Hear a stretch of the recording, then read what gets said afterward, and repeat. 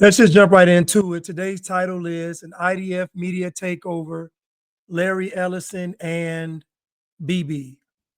Now, last time we discussed, Benjamin Netanyahu basically said that he's talking about he's meaning either Israel, Israeli government, or Jewish people. We are basically going to fight this new war through the media and the digital space.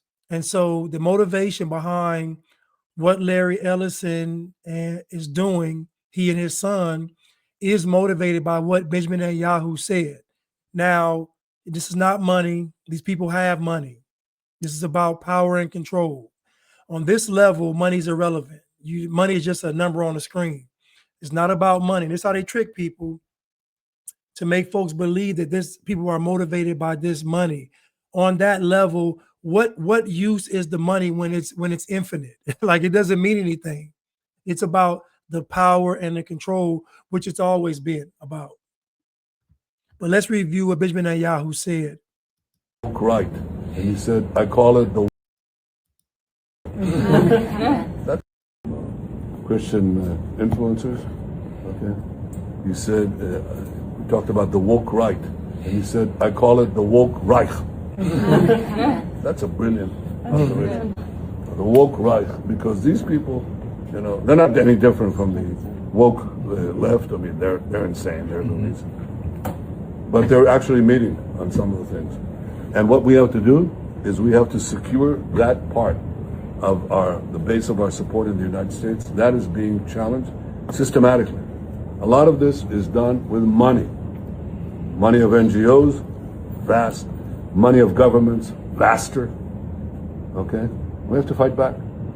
How do we fight back? Our influencers. I think you should also talk to them if you have a chance. To that community. They're very important. And secondly, we're going to have to use the tools of battle.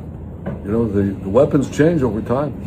You can't fight today with swords. That doesn't work very well. Okay? And you can't fight with cavalry. That doesn't work very well. And you have these new things, like drones, things like that. I won't get into that. But we have to fight with the weapons that apply to the battlefields in which we're engaged. And the most important ones are the social media. And the most important purchase that is going on right now is followers. TikTok, number one. And I hope it goes through because it can be consequential. And the other one, what's the other one that's most important? X. Exactly. Very good. And, so we have to talk to Elon. He's not an enemy. He's a friend. We should talk to him.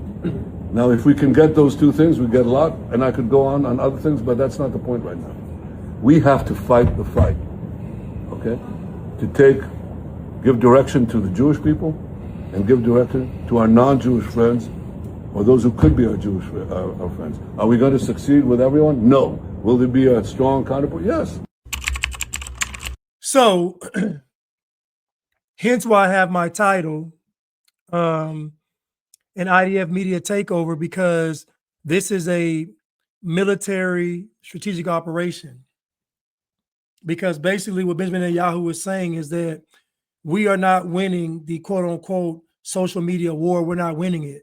So in order for us to win it, we have to just take it over. Now, the irony of that is that people believe that to say that's a quote unquote conspiracy theory or something is anti-Semitic, when in actuality, that's literally what he is saying, and not just saying it, doing it. So we have Larry Ellison over here, and Larry Ellison is a huge IDF donor. How much has been speculated? Is he the largest? He's definitely one of the largest, but is he the largest? They don't really want to say, but let's just say he's one of the largest. But so one of the largest donors to the IDF, and also who's a close friend of Benjamin Netanyahu, is taking over TikTok. And his son has already bought Paramount and looking to buy Warner Brothers Media, and they're probably looking to take over Twitter. So I think it's a conflict of interest. I think it's a conflict of interest for somebody that's American, that amassed all of their wealth in this American market, but then they're literally loyal to the Israeli government and Prime Minister Benjamin Netanyahu. In any other scenario, this would be bad. If any other country was doing this, this would be bad. I guess my question is, why is none of the pro-Israel people saying that this is wrong or this is bad? Like, why are none of the pro-Israel people even weighing in on the fact that you have Benjamin Netanyahu with his powerful friends literally censoring free speech for Americans? Now, granted, TikTok is a global platform, but it was bad when China owned it. Now, keep in mind, I am no defender of TikTok. TikTok is trash because TikTok censors my content constantly. So I am no fan of TikTok. Whatever TikTok is, I can assure you that what the Benjamin Netanyahu claimed that TikTok was doing, it's been doing it to me. And I'm not Jewish. So I'm just telling you, TikTok will censor my content mainly about me critiquing Black culture. But anyway, now how much you want to bet when these companies are fully taken over, these social media companies, by people that are loyal to the IDF, Israeli government, and Benjamin Netanyahu, how much you want to bet that what will be censored is talking about Jews or not agreeing with the Israeli government or whatever? But I guarantee stuff against white people is going to be allowed. I guarantee stuff against white people, negative content against white people is going to be allowed on all these social media sites. I guarantee stuff about Islam is going to be allowed on all these social media sites. See, the goal behind all of this is just to not have what they perceive to be anti-Semitism on these social media platforms. But it's not for anything else. Everything else will still be going, just not the information that is concerning Israel, the Jews, or the IDF, or the government, or whatever. And I'm going to say this again, and I stand by this. Anybody that wants to censor free speech, they're doing it because they want to censor the truth. They want to censor the truth. And all censoring of free speech leads to you not be able to speak God's word. Because the Bible says that life and death are in the power of the tongue. So words are very powerful. And don't get me wrong, I do understand wanting to, the urge to want to control what people say because you don't want somebody to look at you a certain way.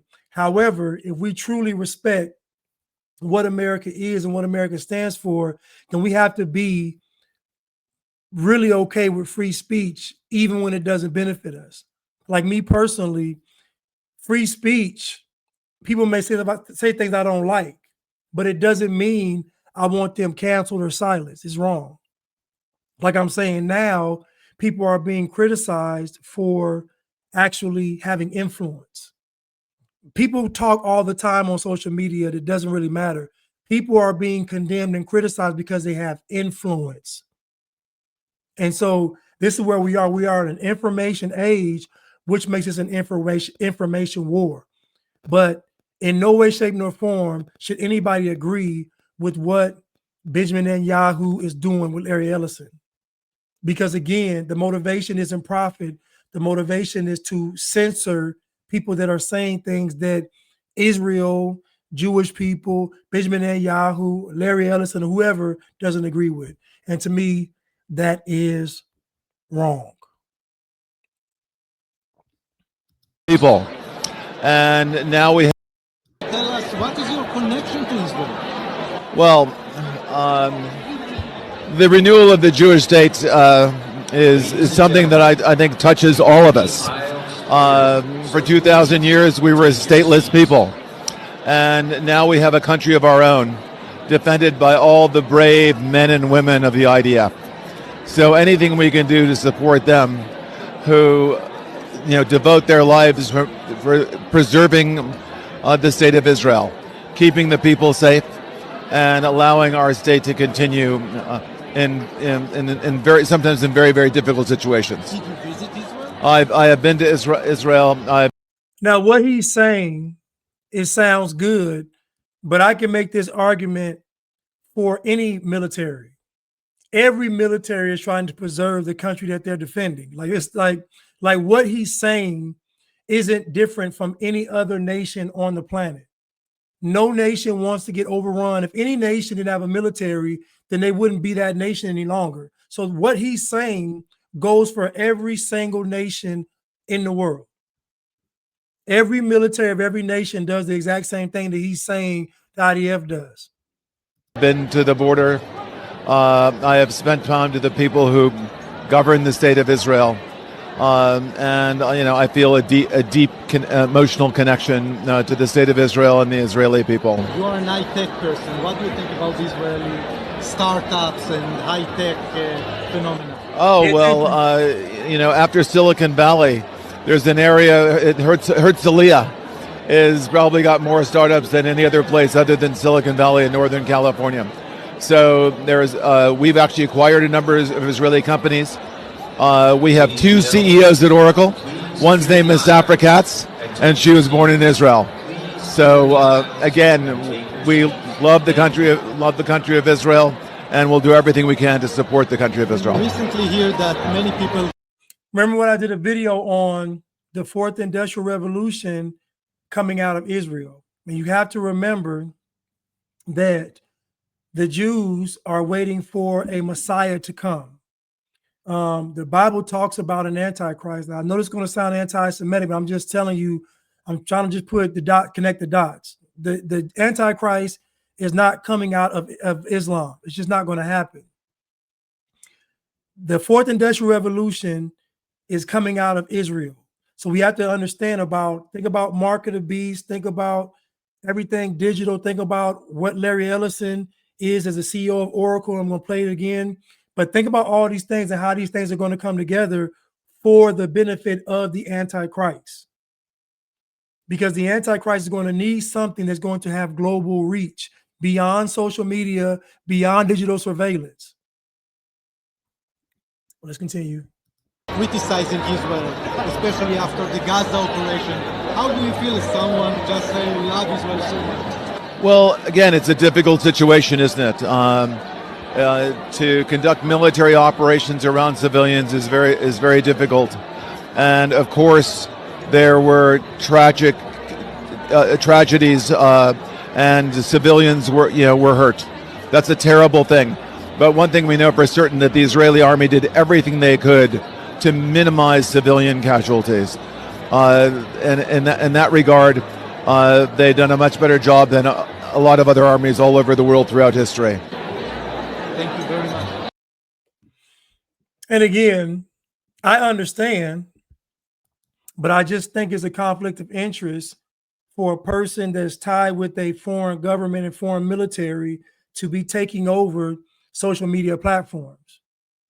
And in any other scenario, folks would be upset about if Xi Jinping was doing this or Little Kim in North Korea was doing this, folks in America would be outraged. So my question is, why aren't the pro-Israel people, the pro-Israel side, with their fists in the air, why are they not saying that this is wrong? Something is wrong about this isn't right. Because literally the goal behind this is to control the media, to control the narrative surrounding Israel. And it's just wrong. It's wrong. It's your job in this quote unquote free market of ideas to come to the table with a strategy that can beat your enemy, not come in and just take over social media platforms and media companies with the help of our dear President Donald Trump.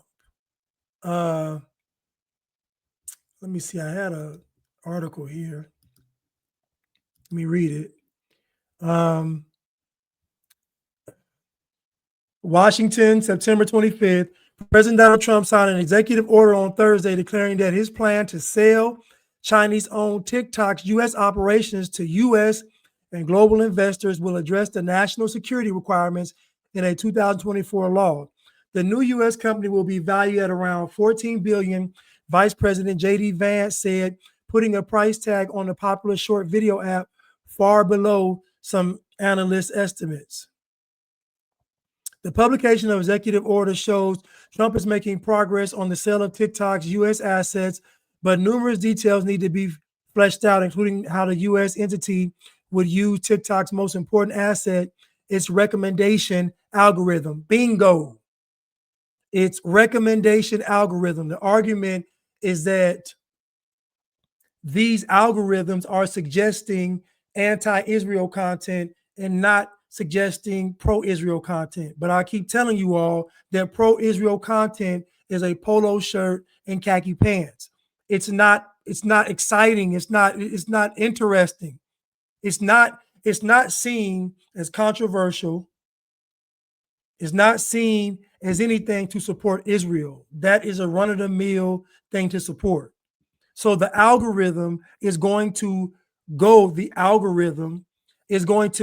where the traffic is. What do people want to listen to? What do people want to see? There was some resistance on the Chinese side, but the fundamental thing that we wanted to accomplish is that we wanted to keep TikTok operating, but we also wanted to make sure that we protected Americans' data privacy as required by law, Vance told reporters at an Oval Office briefing. Trump's order says the algorithm will be restrained and monitored by the U.S. company security partners, and operation of the algorithm will be under the control of the new joint venture. So you have Larry. Now let's listen. Now you heard what J.D. Vance said. This is to protect Americans, citizens' data, right? It's to protect their data. Now listen to this. Your electronic. Because we're constantly watching and recording everything that's going on. Citizens will be on their best behavior because we're constantly recording and reporting everything that's going on. The first thing a country needs to do is to unify all of their data so it can be consumed and used by the AI model. You have to take all of your healthcare data, your diagnostic data, your electronic health records, your genomic data. The NHS in the UK has an incredible amount of population data, but it's fragmented.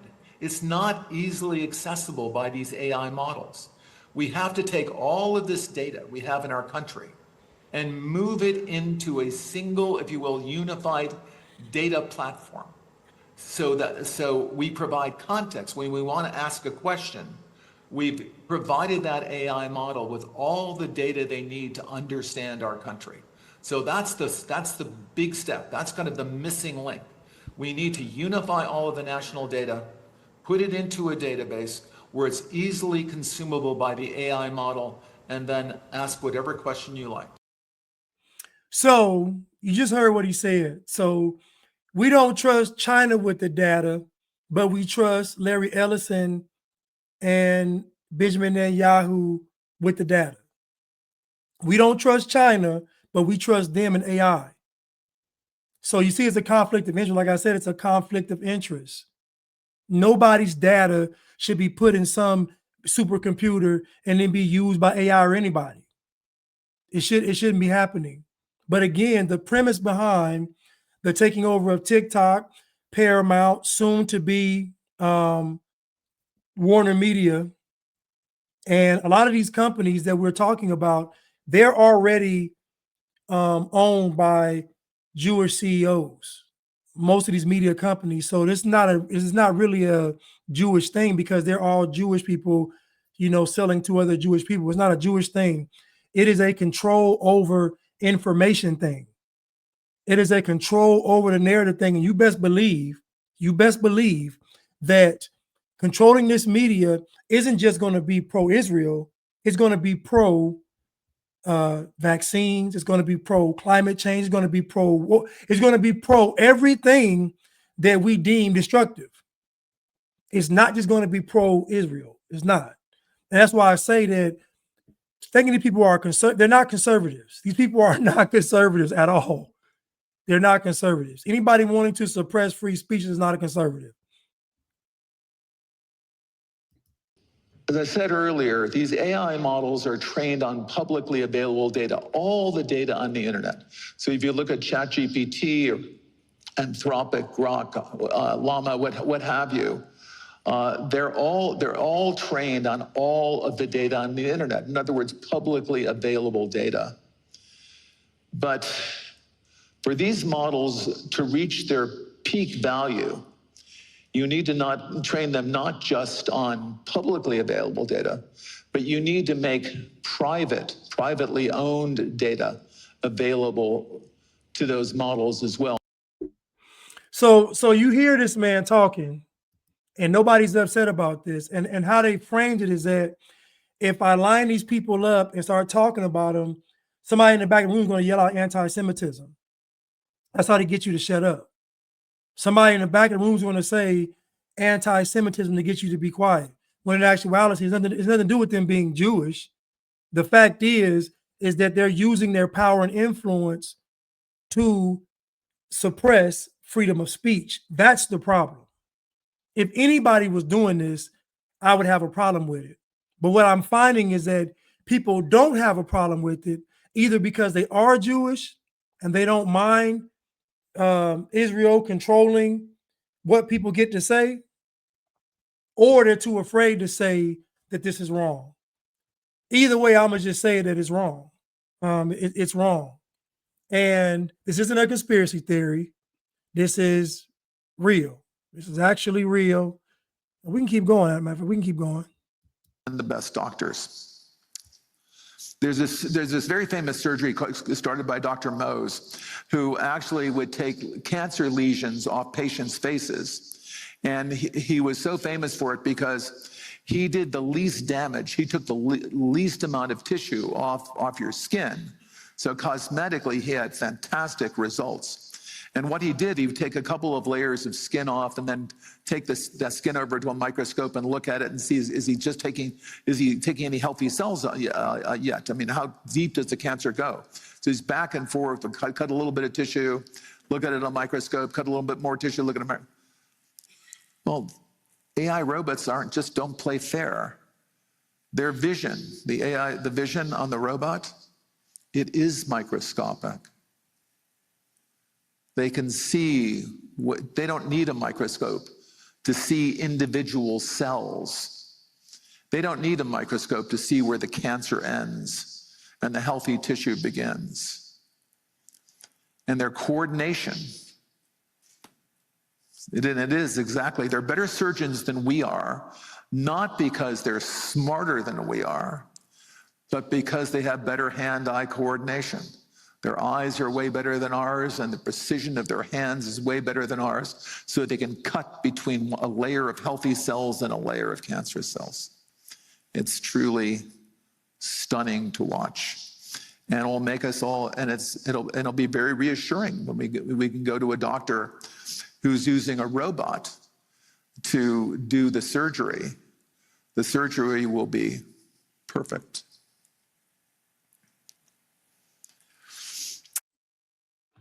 You heard that word he used? Perfect. And I mean, we can all see where this is going. We know that everything that is destructive, they pitch it to us as a benefit at first. They say, we're doing this to make life easier. We're doing this to make life better. We're doing this to make life safer. And in the end, that very thing they started with ends up in actually destroying life. It's just how it works. But we see, let's just recap real quick, that this is Benjamin Netanyahu's friend. This is the largest or one of the largest donors to the IDF. This person, Larry Ellison, and his son, they amassed their wealth in this American market. They didn't do this in Israel. And so, but you see that their focus is Israel. Now, in any other scenario, this would be seen as wrong, but it's not seen as wrong because it's Israel. But to me, right is right and wrong is wrong. Taking over these social media companies and these media companies as an act of military action. This is according to Benjamin Netanyahu, because what you're fighting against is you're fighting against a potential Holocaust, because the thing is that they're going to say that all of this rhetoric is going to lead potentially to another Holocaust. So that's what makes this a military action. And I know this sounds bad to people, but trust me, I don't have a problem with anybody on this planet. I love everybody. At the same time, we still got to call a spade a spade. And it's wrong, because the assumption is that everything that Israel is saying is right, and everything that everybody else saying is wrong. That's the assumption. And you know, and I know there's not going to be any nuance in censorship. How do we know this? Because for those of you all that have been shadow banned and censored, you know there's no nuance. Somebody could report your video and it caused a problem. These social media companies were giving people that didn't like you all the power. They can report your videos and get your page shut down. So again, it will be no different under, I'm going to say, Larry Ellison and Benjamin Netanyahu's and the IDF's control. It won't be any different. All they're going to do is suppress content that goes against the Israel narrative, and they're going to allow people to speak how they've been speaking on vaccines. The Islamic extremists will still be able to speak. They still may censor Black culture because Black culture is a means to control the masses. That may still be censored, but climate change, all the other stuff will still be on social media.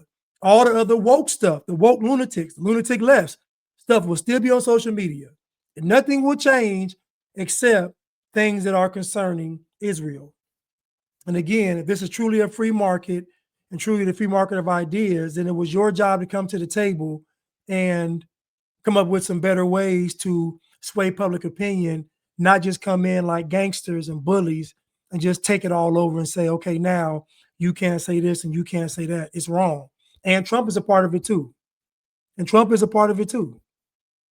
So when you hear these people talking about who's controlling who or who's controlling what, is this, they're not just saying it. There's reasons people are saying these things. It's reasons. And so again, this isn't about anti-Semitism. This is about Jewish hate. This is about people using their power and control to suppress, at the end of the day, the regular person who has nothing to do with what's going on. Think about the average person on the ground level who's just living their life, and what they want to say is now greatly affected by what some folks at the top are doing.